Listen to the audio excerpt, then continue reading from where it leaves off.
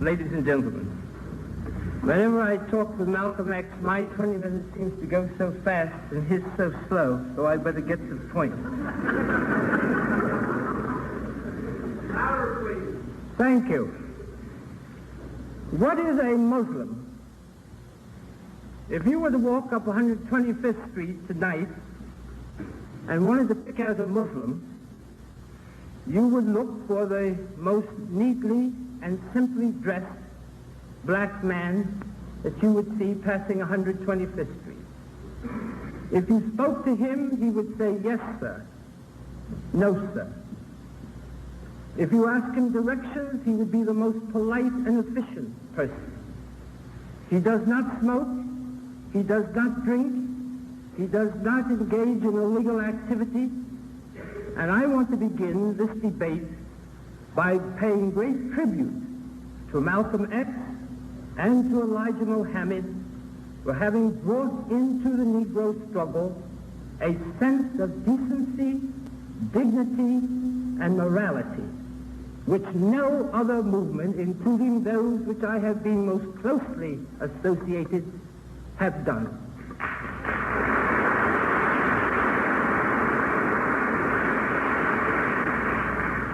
But, my friends, despite these facts and this great contribution, which is not to be minimized, and which ultimately will prove to be a fantastic contribution to the civil rights movement in this country, I must, at this point, seriously disagree with some of the assumptions which the Muslim movement is doing.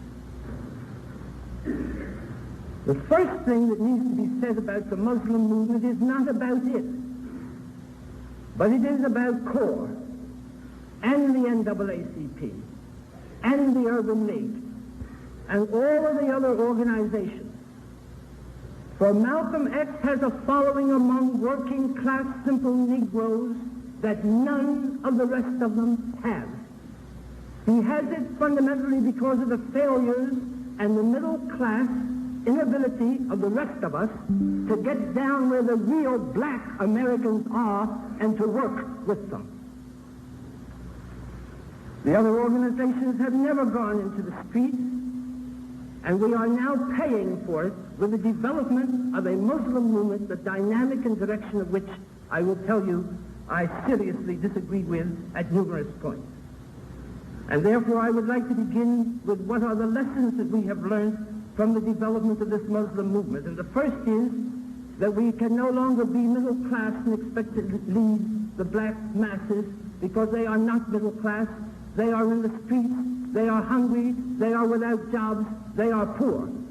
And unfortunately only Malcolm X and Elijah Muhammad seem capable of going out into the street along with a few black nationalists to identify themselves with them. The civil rights movement needs to learn that men are only going to be moved now when you deal with bread and butter issues. For I am here to tell you that no matter how important interstate travel is in the South, you will never build a movement on interstate travel. You have to build it on the kind of travel which those Negroes want, which is the dignity of getting to work and away from work, and not on interstate. We must immediately be able to bring people a personal action. The reason CORE has grown so amongst young people in this country is that it calls upon them to do something today, now themselves, and not to contribute $2 so that some important lawyer can go into the court and speak for them.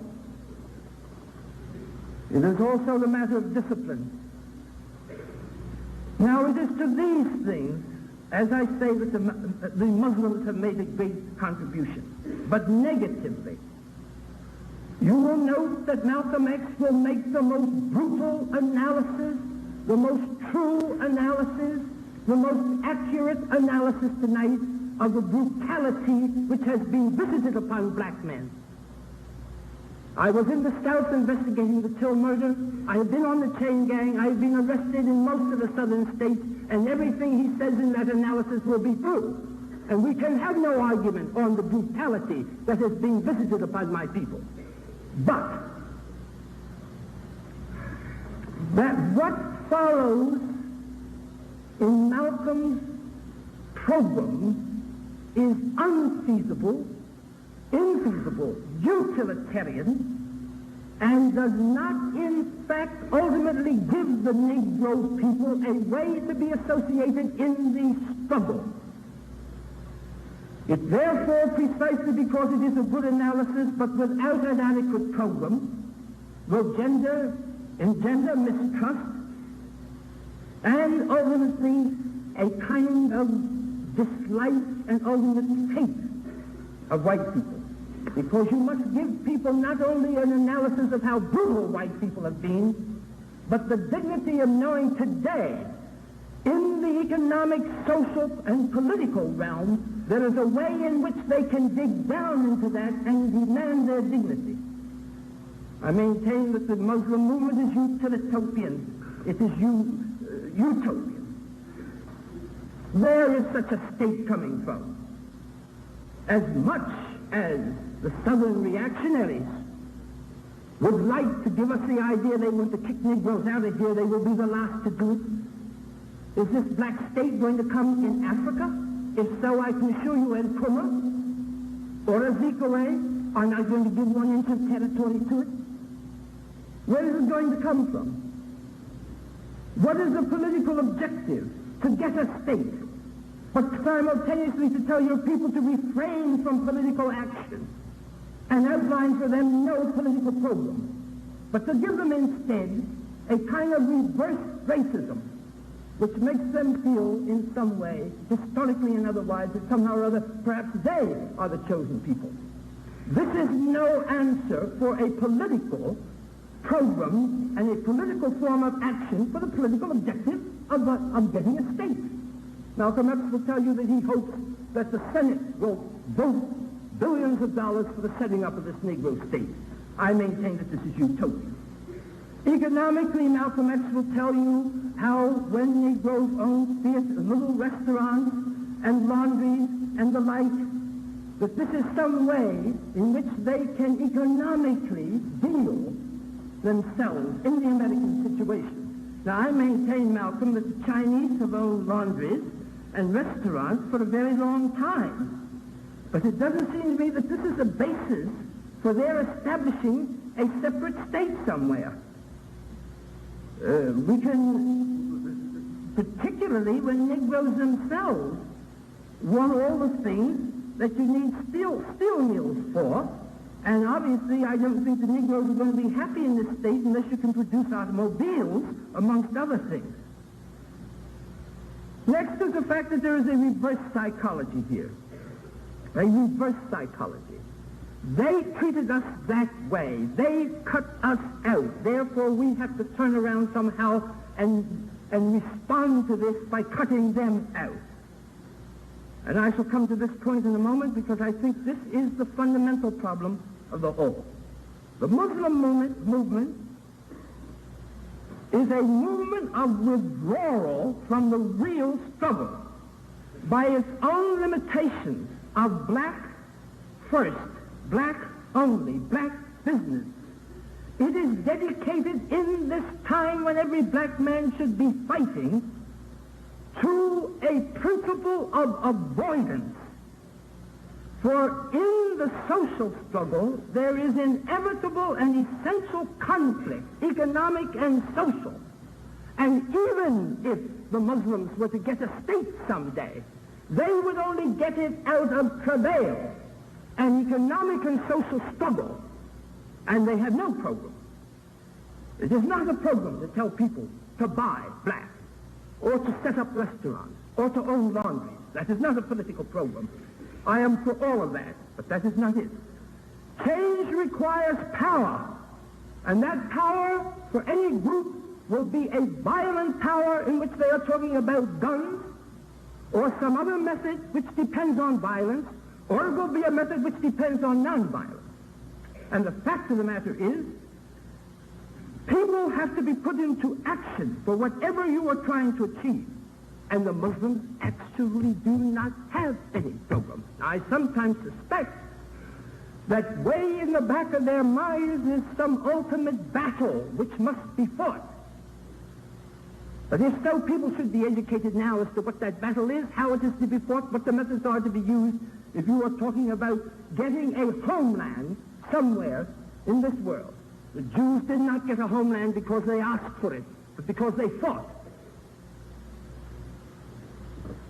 Now, their movement depends on authority, and they would set up a theocratic state. Is Elijah Muhammad or Malcolm X to tell me and you, if we go to that state, how we are to think? If this state is to be basically a Muslim state, then I don't want to be in that state because I want to be able to cry out for academic freedom, civil liberties, and justice without being told that I am crying out against God. And in a theocratic state, I would have my head chopped off because I would not be still. But I would be in the danger of being told this is not in keeping with what Elijah Muhammad wanted. The movement depends on authority. It cannot establish in the United States, because of its basic attitude to white people, allies in the struggle. It is a mistake to think that the Negro, by his own bootstraps, can deal with a complicated economic and social system for justice, even a free state, or integration, because he does it himself. You must have allies. But if you are against cooperation with white people, you cannot get an ally in the churches. If you are against cooperation with white people, you cannot get allies in the labor movement. Where are these allies coming from? And this adds also to the political unreality of the thing. On the contrary, these movements can and will be used by liberals to excuse, by fascists to disrupt, and by demagogues to grasp power, and by all reactionary forces in this country to retard those movements which are relevant. And I call to your attention. For example, a month ago, a Washington newspaper reported that Rockwell, a vowed fascist, had contributed $20 to the Muslim movement. I asked Malcolm X about this 6 weeks ago at Howard University when we debated. He did not answer me. But I want an answer for this reason. A few days later in Washington, a daily reported that in an interview with Rockwell, he praised Malcolm X and announced that in 1972, when he became president, under Elijah Muhammad, he was going to send all Negroes to Africa, set up $1 billion industrial state for them. Now, that doesn't bother me, but the next thing does. This same Rockwell, in the same interview, the Rockwell who had sent a hate bus when Jim Pack, our friend, was getting his head beaten in Anniston. He sent a hate bus to meet him. This man then goes on to promise in the same interview that when he becomes president in 1972, he will put all Jews in the gas chamber. Now, my friends, I know Malcolm X. He is no fascist. I am merely pointing out that if you do not have an adequate program, and if you do not rely upon the progressive allies, you throw yourself open to being utilized by these people who have no interest in what we are doing. The Muslim movement basically fails to see the real problem. The problem can never be stated in terms of black and white. I am here to tell you, in a showdown, I will stand with Jim Peck sooner than I will stand with many Negroes I know. For he will get his head busted in, as I've seen it done, on 3 occasions. The problem is man's injustice to man.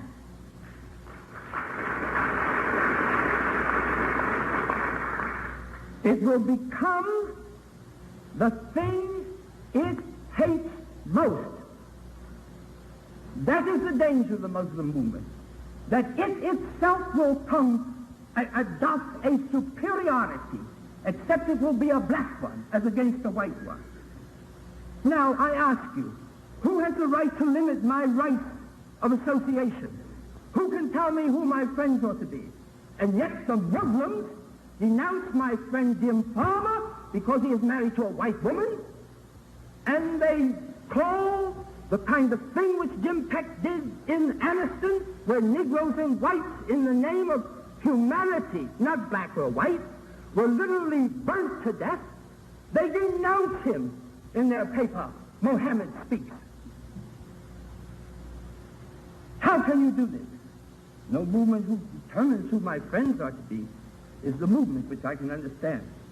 Now, the best Muslim contribution has been the fight against depravity in the Negro community. I salute Malcolm X for breaking down all kinds of sexual immorality and dope and stealing and prostitution in Harlem. But he's losing a battle.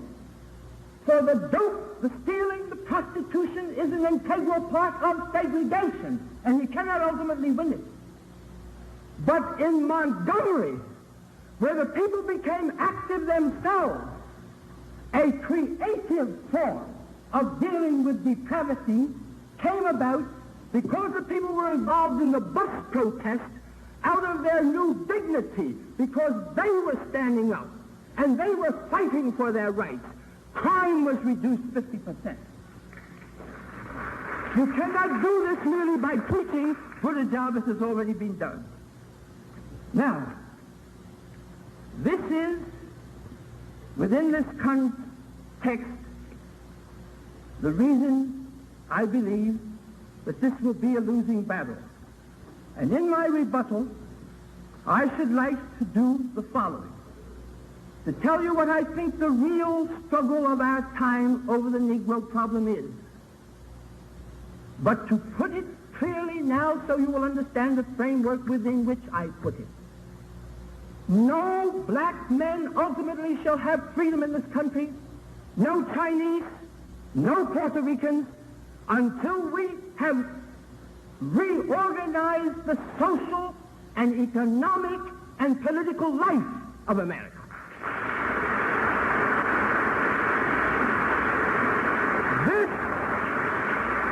This democratization and socialization the Negro cannot do alone.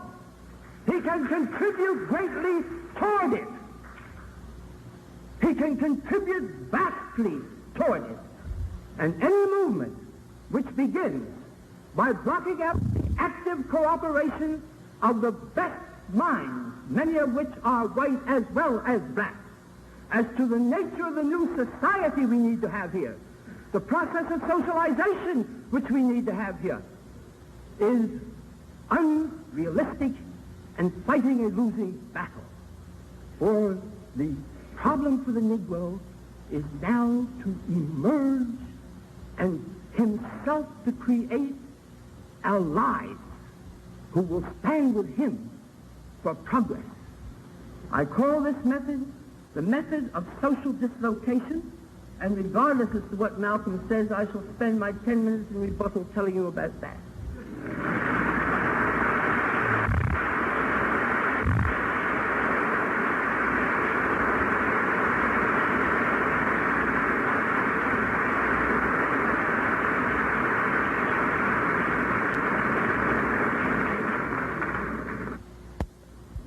In the name of Allah, the Beneficent, the Merciful, to whom all praise is due, whom we forever thank for giving America's 20 million so-called Negroes the most honorable Elijah Muhammad as our leader, our teacher, and our guide.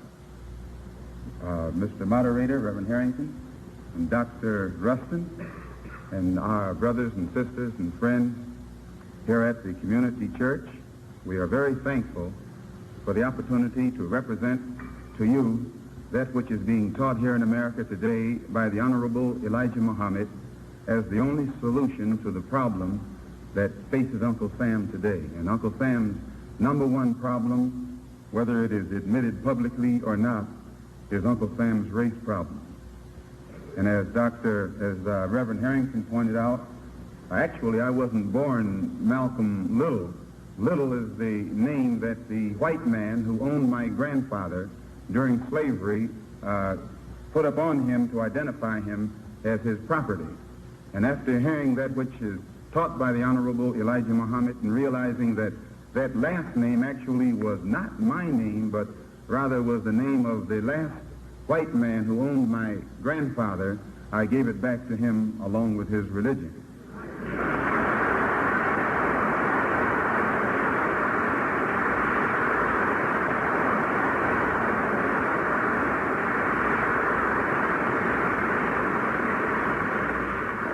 And as Dr. Rustin has pointed out, actually I didn't know that we were going to debate the Muslim movement. I thought maybe we were going to debate the merits of integration and separation, and because it's more important. Usually you'll find here in America the so-called Negroes who want integration, they're depending upon the white man to solve their problems. Those who want separation are depending upon God. And all you have to do is determine in your own mind who can solve the problem, the white man or God. We who follow the Honorable Elijah Muhammad have more faith in God than we do in the white man.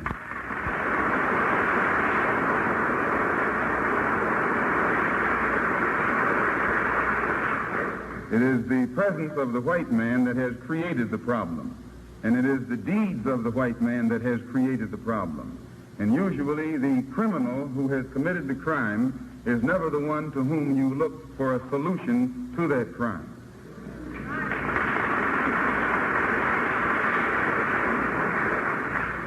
As for Rockwell, it's true. When Dr. Rustin asked me that in Howard University, I didn't answer it because I didn't get around to it. I didn't attribute that much importance to it. But we who are Muslims and follow the Honorable Elijah Muhammad and see the overall problem of all black people in America as it is, don't make any distinction between Rockwell and Kennedy. Kennedy preaches one thing and practices another. Rockwell practiced what he preaches.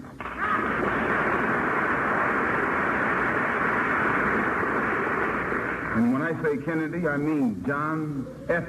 Kennedy.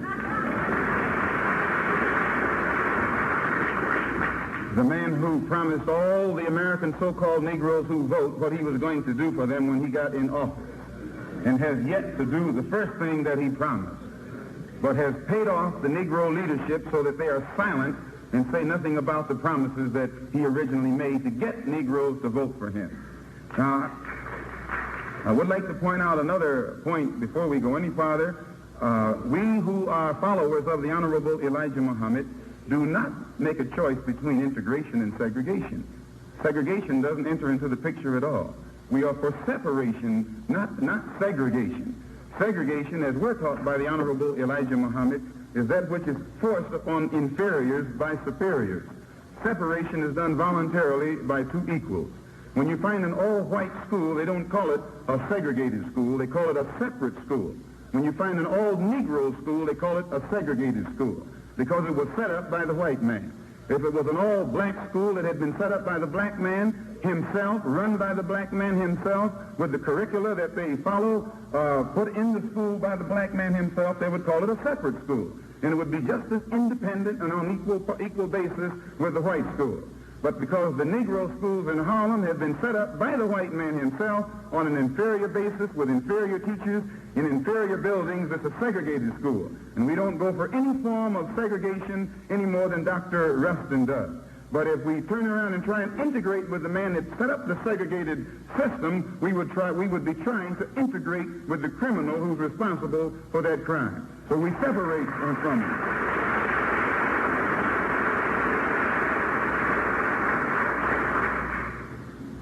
As a follower of the Honorable Elijah Muhammad, we are seeking complete separation from the white man.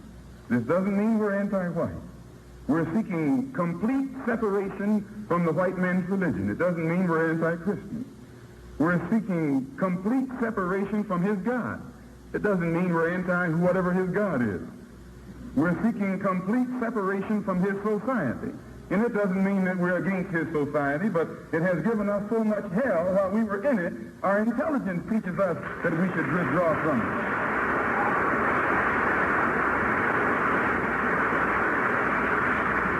And we are, as followers of the Honorable Elijah Muhammad, we are seeking complete separation from the white man's government. And I specifically say white man's government because the black man has had no part in it, other than as a tool or a stool or a parrot or some kind of flunky at the highest level. So since this is the only part we see any hope of our ever playing in the white man's society, in the white man's government, in whatever system the white man has, we withdraw from it, not because we're hostile, but we see that this is the only way that we can solve the problem, by withdrawing from it and attacking the problem ourselves, among ourselves, with the help of our God. Now you may say, well, why do we want to withdraw and separate from everything that the white man stands for? Because as I foresaid, we believe in God. And we believe in all of God's prophets. We believe in the scriptures that the prophets brought forth on this earth. And according to the biblical scriptures and the Quranic scriptures, we believe that America is doomed. We don't see any hope for America. We believe that because of the seeds that America has sown, America must reap this harvest someday. And whereas most people saw how Rome reaped as it sowed, how the Babylonian Empire reaped as it sowed, as the many great empires, the Egyptian Empire reaped as it sowed, the people in America today are so subjective in their reluctance to analyze the problem that they're in, they can see that the same as those nations in the past had to eventually reap as they sowed, that they themselves must someday run into this same harvest. And as black people here in America who were born among white people, lived among white people, watched white people in all walks of their particular lives, we feel that the white man has doomed himself. His attitude has brought doom upon himself. His behavior has brought doom upon himself. And this is not some doom that some outside nation on this earth is declaring. It's a doom that God himself is declaring. And as I said, we believe in God. And we believe that if we separate ourselves from the corrupt white society, from the corrupt white government, from the corrupt white man, and turn back toward the religion of our forefathers and rely upon the teachings of our forefathers, perhaps we can develop a higher sense of morals and a higher sense of decency, which is missing in the white society today, and earn the forgiveness of our God before he steps in and wipes out the white man. And because of the sins that America has committed against God's people, as the Honorable Elijah Muhammad pointed out in a lecture that he made at the Madison Square Garden in Phoenix, Arizona, first public appearance that he made in about 6 months in Phoenix, Arizona, just Sunday past, I was there and heard him. And he said that it's not America's attitude toward other nations that's going to cause her doom and destruction, because those other nations are in a position to defend themselves. But it is America's attitude and treatment of 20 million black people who are defenseless, who are harmless, and because of your indoctrination and brainwashing, brainless, senseless, have no intellect whatsoever of their own where they can think for themselves. And it is because America has taken millions of black people from the East, from their own culture, from their own civilization, and brought them here and stripped them and brought them down to the level of an animal, and then turned around and taught them that they were savages in the jungle, cannibals eating people. When they were caught and brought here, this is supposed to justify the American white man's treatment of these people. It's like taking a horse, putting him in a cage, tying him up, and putting another horse on the outside, and then tell everybody the horse that's in the cage can't run as fast as the one on the outside. And this is what you have done to the American Negro. You have brought us here and stripped us of everything we once had. You've stripped us of our culture. You've stripped us of our language. You've stripped us of our God, our religion, our background. You've cut off our roots, all ties that we once had with our own kind in the East. And after stripping us of our roots and destroying us as a people, making us become dead as a people, mentally and otherwise, then you point the finger of scorn at us and tell the world that we're not ready for freedom, that we're not qualified for freedom.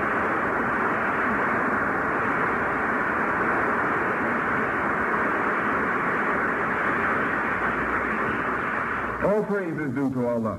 And it is for this reason that God is bringing America to her knees. It is for this reason that God is going to judge America. It is for this reason that America is doomed, and it is for this reason that we who follow the Honorable Elijah Muhammad feel that our only hope is not integration with a doomed society, but complete separation from a doomed society. One of the signs that manifests the wrath of God today against America and against the white world, period,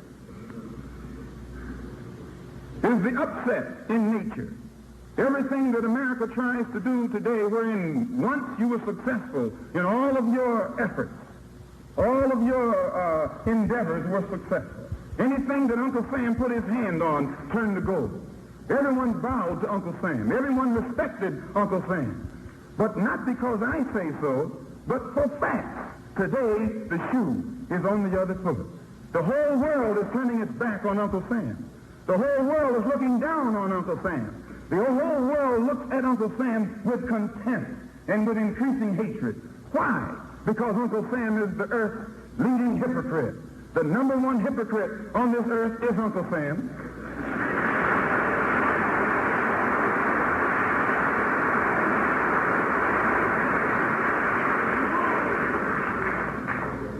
South Africa practices what it preaches. Russia practices what it preaches. Franco Spain practices what it preaches. It's a dictatorship. It doesn't preach freedom. South Africa doesn't preach freedom. Russia doesn't call itself the leader of the free world. It's America that looks upon herself and represents herself as the leader of the free world, while she has 20 million black people here who aren't even citizens. 20 million black people here.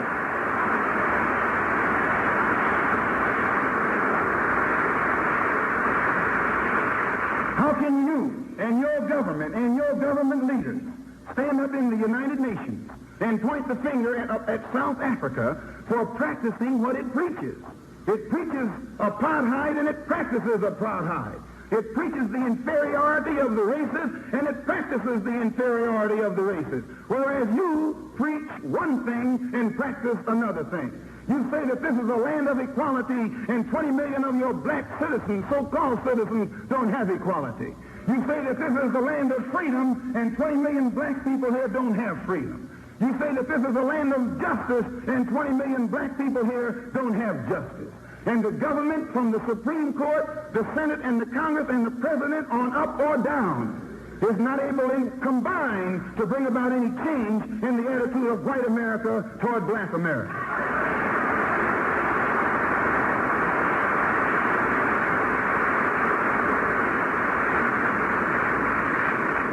So the Honorable Elijah Muhammad teaches us that because we poor black people here in America are powerless, defenseless, harmless, not only are we not able to defend ourselves or protect ourselves or launch any offense, we have to rely on God.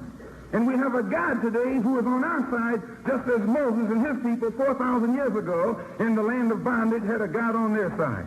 And just as Daniel in Babylon, along with his people, had a God on their side, we who follow the Honorable Elijah Muhammad in America, we take the uncompromising stand that we do because we feel that God is on our side.